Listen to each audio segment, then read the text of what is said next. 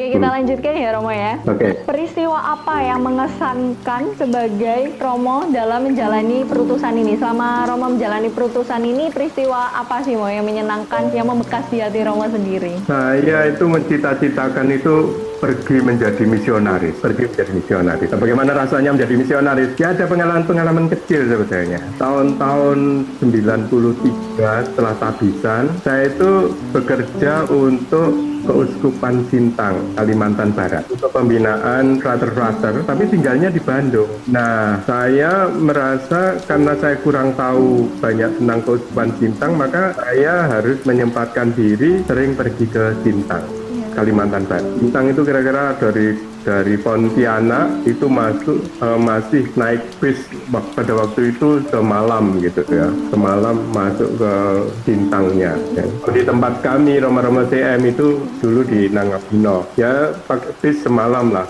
mulai dari sore lalu sampai di tempat itu pagi gitu ya. Jadi pada waktu itu dengan jalan yang ya banyak berlubang dan sebagainya. Tapi yang menarik bagi saya dalam perjalanan ke Sintang itu ada saat-saat di mana saya oleh Romo Paroki itu ditugaskan ke kampung. Nah, suatu kali Natalan, saya oleh seorang Romo ditugaskan di satu kampung para transmigran. Ya, nah itu habis Natal hujan deras gitu, jalanan becek. Nah, saya dibonceng naik sepeda motor. Tapi karena jalannya itu becek luar biasa dan dalam ya, lumpurnya itu dalam. Tidak bisa sepeda motor itu meneruskan. Ya, lalu saya suruh pulang itu umat yang mengantar saya. Ya sudah saya jalan aja, hujan-hujan ya, becek sendirian, mungkin sekitar 3 jam gitu ya jalan kaki sampai di kampung itu. Karena hanya ada satu kampung yang pokoknya ngikutin jalan itu saja, jalannya hanya satu. Nah, pada waktu itu saya sempat berdiri memandang ke langit, ya Tuhan, kayak gini nih ya misionaris itu ya. Jadi bisa sendirian Natalan loh itu. Bayangin kalau di Surabaya itu Natalan itu begitu ya orang rame. Nah, pada waktu itu saya sendirian, hujan-hujan, harus jalan 3 kilometer di tempat berlumpur ya, lewat jalan berlumpur. Saya pada waktu itu, ya Tuhan, inilah pengalaman saya menjadi misionaris. Tak jalani, saya bilang gitu. Tak jalani, udah tak jalani. Tapi ya setelah sampai di sana ya masih basah gini ya, orang ya kasih minum dan sebagainya. Saya pada waktu itu juga ya ada saya bawa ganti, tapi karena hujan tuh basah juga gitu ya. Saya lalu mendengarkan pengakuan misa, nah ya udah, lalu di situ tidur di tikar supaya di kampung yang pelosok gitu ya. Tapi saya merasa pada waktu itu kayak gini menjadi misionaris. Itu pengalaman saya di Kalimantan yang mengesankan. Setelah itu ya tiap tahun juga seperti itu, saya sudah terbiasa. Oh ya kayak beginilah. Ya, kadang-kadang harus dengan sampan bisa berjam-jam, 9 jam sampai ke kampung yang di ujung juga. Itu sudah biasa. Hal seperti itu, kesulitan-kesulitan itu sudah terbiasa, sehingga saya sudah ada bayangan gitu ya, ada bayangan. Tapi intinya adalah apapun itu tak lakoni gitu, tak jalani. Ya.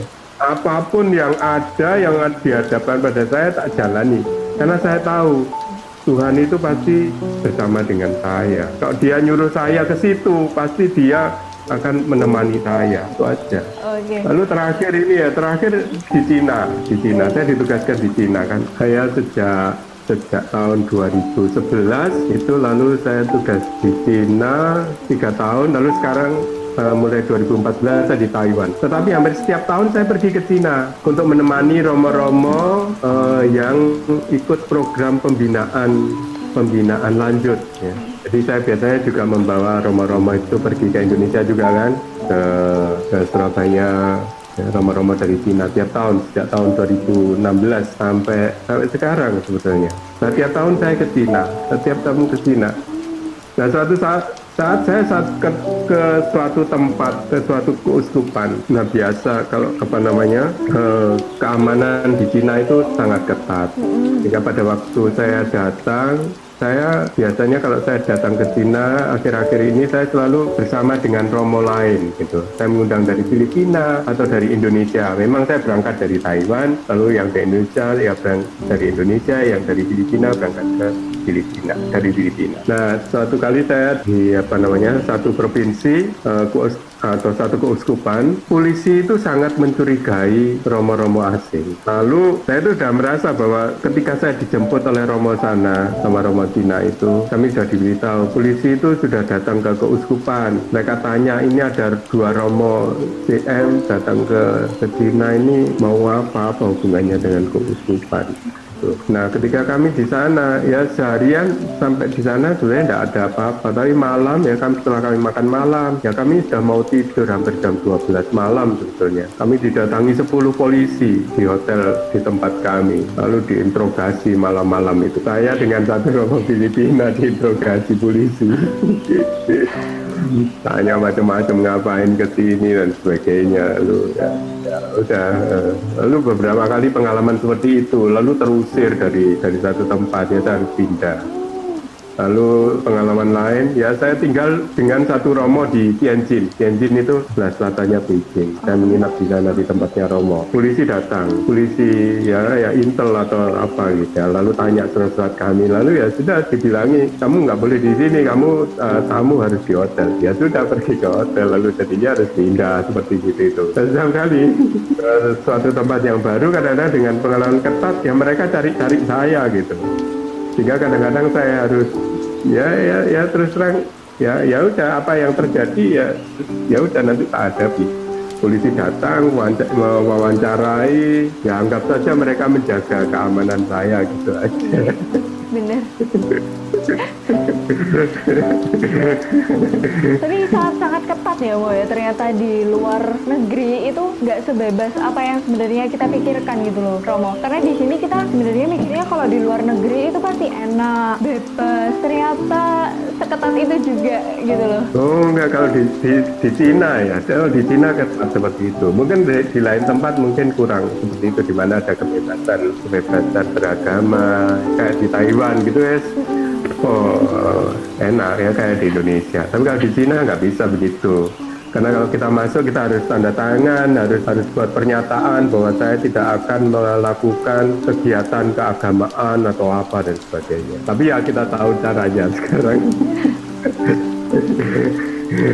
Tahu bagaimana di sana ya, kan ada romo-romo di sana yang tahu juga bagaimana liku-liku, bagaimana tetap bisa misa, bisa berkumpul, ada lah pokoknya. Keren-keren sih romo-romo CM ini. Kita ke pertanyaan terakhir ya Romo ya. Untuk pertanyaan terakhir ini sih Mo, saya ingin Romo tuh menyampaikan pesan untuk calon-calon panggilan-panggilan gitu loh, atau kita yang berusaha untuk menemukan panggilan kita. Mungkin kan ada mereka itu merasa terpanggil tapi mereka ragu-ragu. Gimana sih Romo untuk menetapkan panggilannya itu gitu loh? Ya menurut pengalaman saya ya, saya juga pada waktu itu juga nggak tahu ya, juga ragu-ragu dan sebagainya. Tapi ya coba aja, ya nanti kan berkembang, bertumbuh. Di seminari kan juga hina, motivasi dimurnikan. Ya kita lalu juga merenungkan apa yang mungkin Tuhan maui dari hidup saya gitu. Benar. Ya coba aja, coba maju aja dengan ya meningkatkan hidup doa jelas. Karena panggilan itu kan pemberian dari Tuhan, kan anugerah kan. Ya lalu minta juga kalau misalnya merasa nggak jelas, merasa bingung, ya tanya Tuhan maumu apa yang harus aku lakukan, aku nggak tahu, aku harus melangkah gimana, aku harus berbuat apa, bantulah ya Tuhan gitu. Ya ngomong ke Tuhan sendiri, itu kuncinya ya relasi dengan yang memberi panggilan gitu, karena itu anugerah. Lalu memang juga kita akan menyiapkan diri kita, menyiapkan hati kita, terutama kesiapsediaan. Ya Tuhan, kalau kamu manggil, saya sedia gitu aja, saya sedia gitu. Lalu juga mungkin ya ikut dalam entah organisasi pelayanan, membantu orang-orang miskin yang menderita, yang membutuhkan, mereka yang korban bencana atau korban ini pandemi dan sebagainya. Ikut aktivitas-aktivitas itu untuk mengasah rasa di dalam hati kita supaya kita peduli pada orang lain. Kita tidak hanya peduli pada hidup saya sendiri, tapi pada hidup sesama gitu kan. Hidup sama. Jadi kita juga membuat diri kita terbiasa, terbuka dan siap untuk diutus gitu. Baik Romo, pertanyaannya udah habis semua sih Romo. Ebel mau mengucapkan terima kasih ke Romo, pengalamannya Romo sangat-sangat banyak dan sangat berarti. Ebel juga berharap semoga dengan ini bisa ditemukan lah, maksudnya banyak orang-orang atau yang muda-mudi merasa terpanggil dengan ceritanya Romo. Keren banget sih Romo ceritanya dan kesaksian-kesaksian Romo. Ebel sangat-sangat terima kasih Romo juga mau meluangkan waktu istirahatnya Romo untuk wawancara kita ini Romo. Makasih banyak ya Romo ya. Ya sama-sama, ya didukung dengan doa oleh semua umat ya. Baik. Itu juga penting, semua umat mendoakan untuk panggilan, berdoa supaya lebih banyak orang dipanggil untuk melayani. Nah itu. Ya Oke. semoga Tuhan berkati. Doa juga untuk saya. Mungkin bisa belah kiri sampai sini ya Mo ya. Oke. Oke Romo. Terima kasih. Baik Romo, terima kasih Romo.